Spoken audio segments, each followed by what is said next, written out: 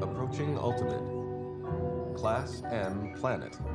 Massive subterranean development, but limited to no life forms on the surface. Proximity alert, sir. We have an unknown ship heading right for us. Lieutenant Uhura hailed them? Yes, Captain. We've been doing this now for like 10 years, nearly 10 years. And I think from the beginning, all of us said that the best thing that JJ ever did was cast it so well. Because we all do get along beautifully and we enjoy each other's company immensely, and especially when you're away from home, as we have been in Vancouver and now Dubai, to have friends that are more like family just makes it all that easier, and we laugh a lot, and that I think is, that's my greatest joy in this, and I would come back again and again just to have that experience. Shields up, ready alert!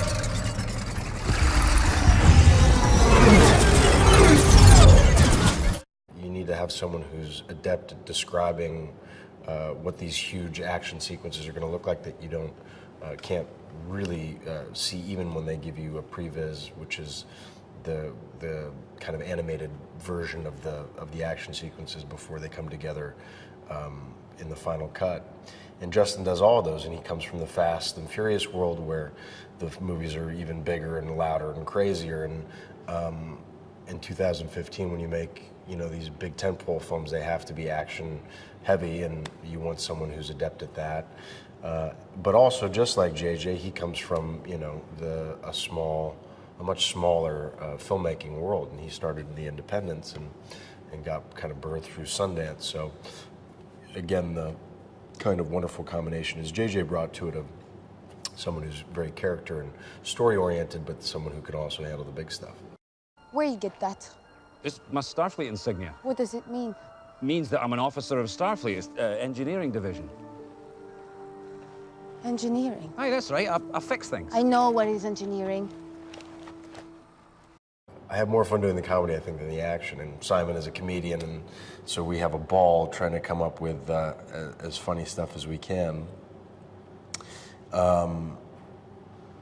Yeah, this experience has been, ironically, almost like, like Dad left the building and all the kids are running the asylum, and the collaboration has been on a whole different level on this film, which has been a true blessing and something I think we've all really enjoyed. And we all know each other so well, and there's such a lack of ego and pretension within this group that in a given scene, if a line doesn't work, I'll cut my line, or I'll give someone else my line, or we just try to figure out what works best. And it's very expedient and very much without drama, and that has a lot to do, with Justin and also with the writing team behind it between Doug and Simon. You guys break up? What'd you do? A typically reductive inquiry, Doctor. Spock, if an Earth girl says it's me, not you, it's definitely you. The first two films were very kind of Spock and Kirk-centric, and I think there's a reason for that, because by definition these characters are kind of two polarities on a spectrum, and it works great to investigate that dichotomy.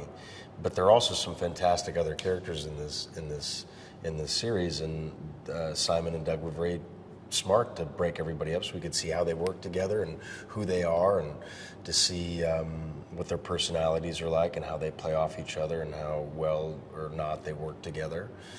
And I think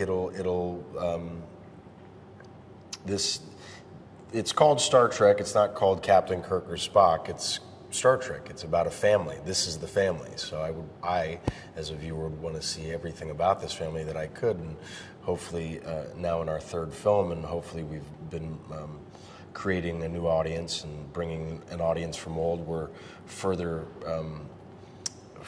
deepening those ligamental ties between the characters and between the fans to hopefully make more stories in the future.